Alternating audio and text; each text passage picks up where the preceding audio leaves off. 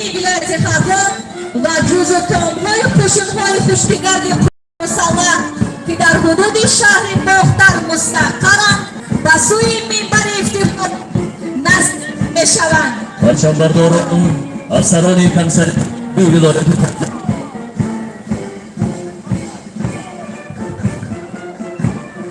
Polkovnik Mehmet Shahzoda Kayhon Vatan kunanda Donishkadai harbiy vazorati mudofaa Jumhuriyat Tojikiston Mayor Asisoda Karomatulloh Sa'diy Vatan kardai Donishkadai harbiy vazorati mudofaa Jumhuriyat Tojikiston Mayor Saidxo'jayev Ali Vatan kardai Donishkadai Milliy Tojikiston Kapitan Xolidov Ahmad Rustamovich Vatan kunandai Akademiya Federatsiya Rossiya me'boshan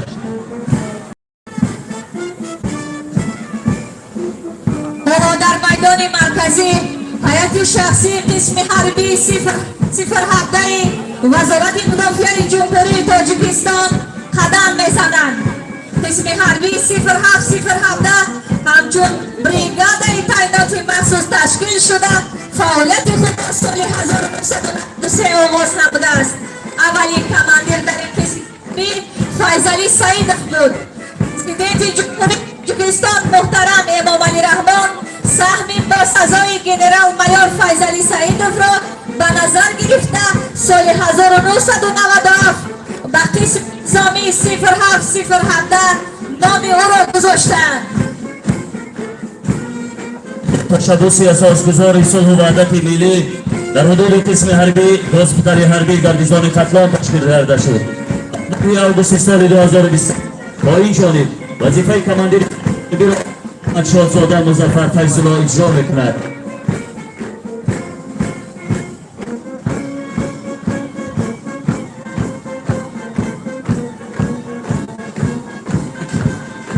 اینک در میدان هیئت شخصی جزو تامها و قسمهای حربی ریاست قشنهای صفحی کمیته دولتی ملی جمهوری تاجیکستان در ولایت قلان قدم زده ایستادند.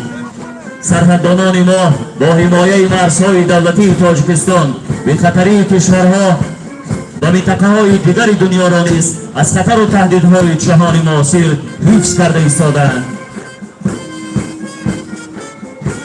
در مرکز میدان افسران ریاست کمیته حالتهای فوق‌العاده و مدافع گشتنی قدم میزنند.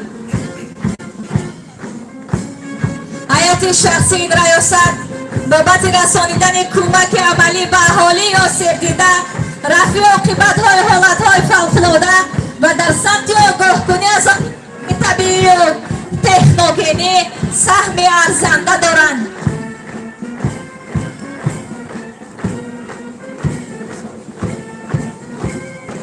کارمندان میلیسیای ریاست وزارت کارهای داخلی در ولایت با میدان برگزاری چهاربینی وارد بودند. کارمندان میلیسیا هنوز از نخستین روزهای صاحب استقلالی تاجیکستان عزیز چون سپری با اعتماد ترتیبات جمعیتی بهر به اعتدال آوردن وضعیت داخلی ولایت خدمت‌های زیاد و ارزنده کرده ایستادند.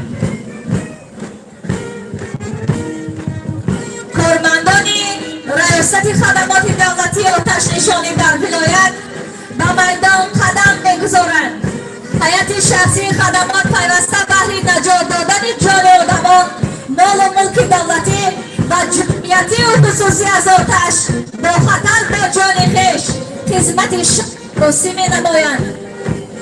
در میدان هیئت شخصی قسم حربی 3503 قشنهای داخلی وزارت کارهای داخلی جمهوری تاجیکستان قدم میزند. قشنهای داخلی یکی از شاخه‌های قوه‌های مسلح جمهوری بوده. افسران و سربازان آن بهر پایداری آرامی و ثبات در داخل کشور حفظ ترتیبات جمعیتی نقش ارزنده دارند.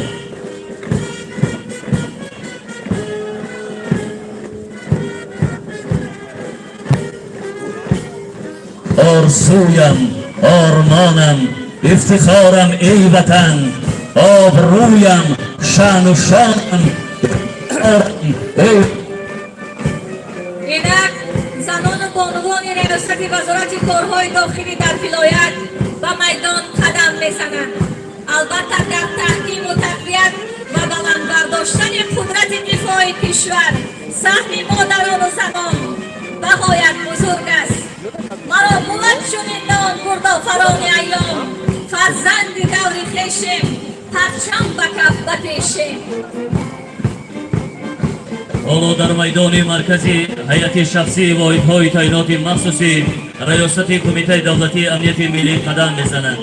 هیئت شخصی ریاست وظیفه و عهدهداری‌های مخصوصا مهمی دولتی را به دوش داشته آن را دائما سر وقت و در سطح بلند اجرا می‌نمایند. اینک کارمندان مقامات پروکراتورای ولایت ختلان به میدان وارد شدند. با میدان کارمندان ریاست منطقه گمرک نزد حکومت جمهوری تاجیکستان در ولایت وارد شدند. کنون هیئت شخصی سودهای ولایت ختلان به میدان وارد شدند. حاکمیت سودی در طول 32 سال استقلالیت دولتی در تحکیم صلح و ثبات، عدالت سودی، حفظ حقوق و آزادی‌های خدمتچیان حربی و دیگر شهروندان نقش و سهم نمایان دارند. حالا در میدان سابقه‌داران عملیات‌های مسلحانه سپران وطن قدم می‌زنند.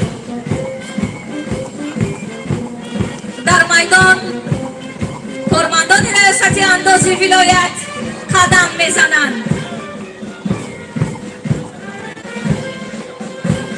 هیئت ذخیره‌های سفربری و خدمتچیان حربی در احتیاط قرار داشته شهر باختر در میدان چهارمینی قدم میزنند.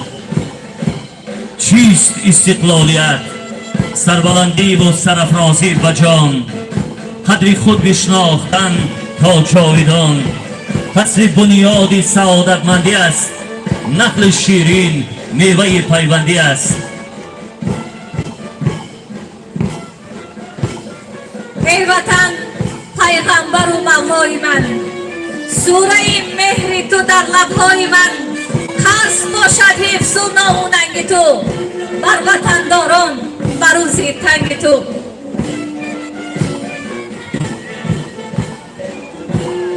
به خط مرزت وطن، به برج عرضت وطن، ستاده رحم دشمنان به پاس تو شدیده ایم. به دامن مبارکت غبار کس نمی رسد، سری تو نیست تو را وطن به خون دل کشیده ایم.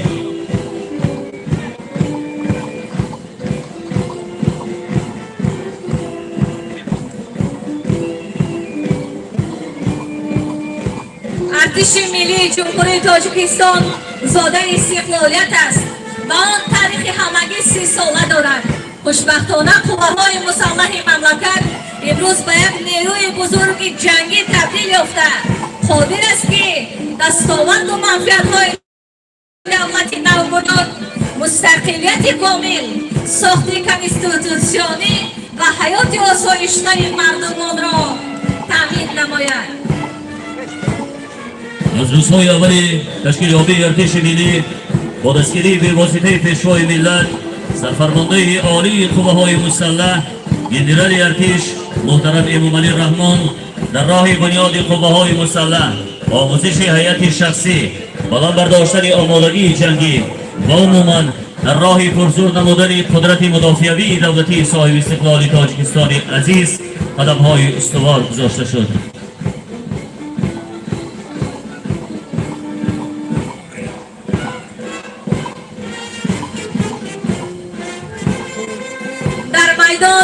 دانشجویان کافدرای حربی دانشکده انرژتیکی تاجیکستان در ناحیه کشانیان قدم میزنند.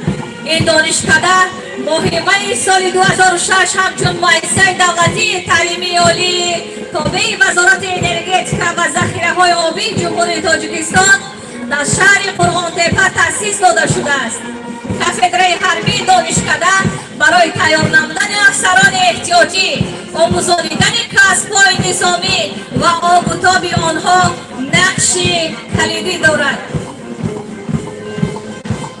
قسم به نام مادر و به ملتم، قسم به نام سرور و به دولتم، قسم به قطره‌های خون پیکرم، قسم به هر مقدسات کشورم.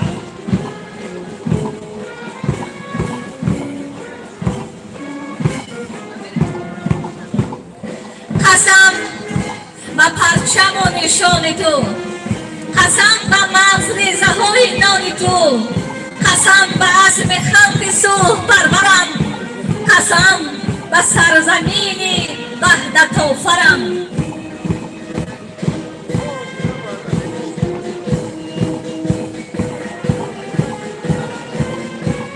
اینک با میدان استادان و دانشجویان دانشگاه دولتی باختر به نام ناصر خسرو وارد می شوند. حساب افسران احتیاطی و ذخیره های سفربری می باشند. دانشگاه سال 1992 در زمینه دانشکده آموزگاری شهر باختر تأسیس داده شده است. هیئت استادان، کارمندان علمی و اسپیرانتان دانشگاه برای در سطح بلند انجام دادن کارهای علمی و تحقیقاتی و یک قدر موفقیت‌های نظررس نائل گردیده. در برابر این برای پرگردانی ذخیره‌های سفربری و آموزاندن دانش‌های دفاع حربی سهم ارزنده دارند. سربازم و سربازم، شاه نشینم و شهبازم، حامی وطن دارم، در حفظ تو سربازم. سربازم و سربازم، تنکیستم و تیراندازم، پرچم و نشان دارم، با کشور خود نازم. اکنون هیئت ذخیره‌های سفربری و خدمتچیان حربی در احتیاط قرار داشته شهر و ناحیه‌های ولایت خزلان در میدان قدم میزنند.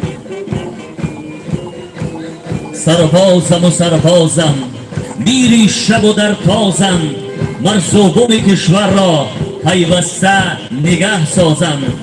سربازم و سربازم، یک حامی جانبازم، در حفظ وطن مادر این سر فدا سازم.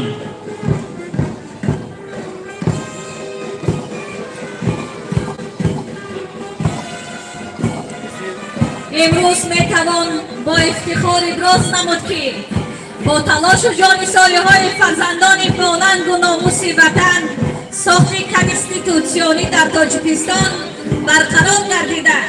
زمینه مساعد صلح و آرامی، ثبات سیاسی و فراهم آوردن شرایط برای رشد منبع ساحه‌های اقتصادیات و اجتماعیات گذاشته شد.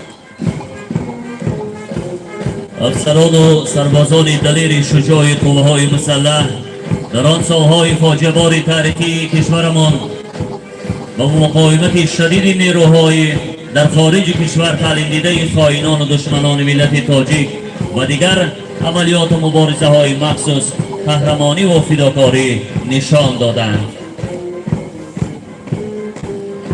محض توجه و غمخوری‌های پیوسته پیشوای ملت پرزیدنت جمهوری تاجیکستان محترم امامعلی رحمان است که امروز به مسئله‌های سطح و صفت کارهای تربیوی آماده نمودن متخصصان بلند اختصاص حربی، جابجا گذاری درست کادرها در روحیه وطن دوستی و خویشتن‌شناسی و انسان دوستی و رفاقت تربیت کردن حیات شخصی دقت باز هم بیشتر داده می شود.